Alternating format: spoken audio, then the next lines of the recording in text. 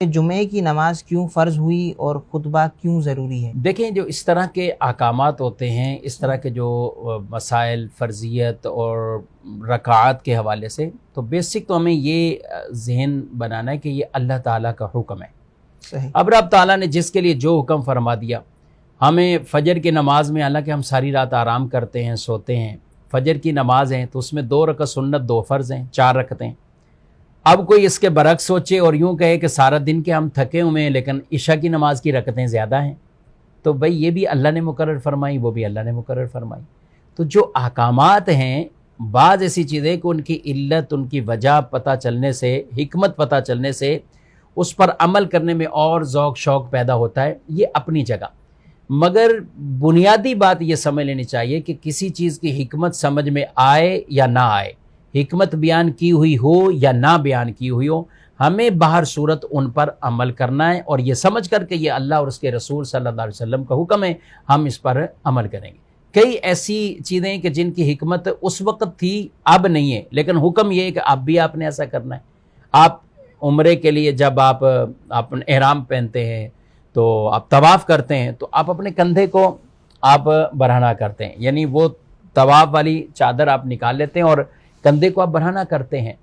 تو اب بظاہر اس کی وہ حکمت نہیں رہی جو اس وقت تھی، لیکن اب بھی یہی حکم ہے۔ صفا مروہ پر کوئی پانی کو تلاش کرنے کے لیے نہیں دوڑ رہا ہوتا،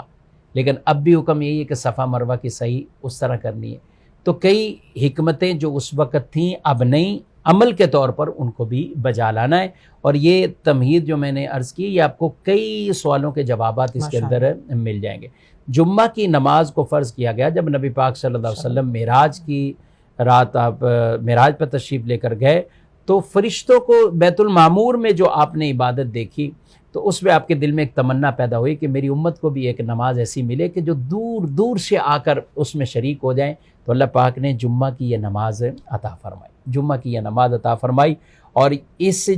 جمعے کی نماز کے اندر جامعیت ہے، امت کا اتحاد ہے، امت کا ایک اجماع ہے، یعنی جمع ہوتی ہے امت، دور دور سے سفر کر کے آتی ہے۔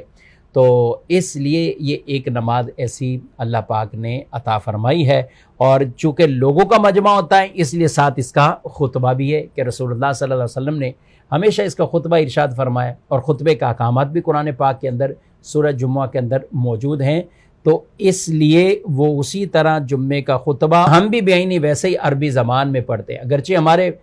ملکوں میں پہلے اردو میں یا مختلف زبانوں پہ جہاں بھی جو لوگ رہتے ہیں تقریریں ہوتی ہیں، لیکن خطبہ اسی طرح عربی میں پڑھا جاتا ہے۔ یہی مسنون ہے، اور اس کے خطبے کے اندر کوئی اور زبان شامل کرے گا تو وہ بدعت سیئہ ہے، بری بدعت ہے، اور اس کی اجازت بھی نہیں ہے۔ تو جس طرح ہے اسی طرح خطبہ اور اس نماز کو ہم ادا کریں۔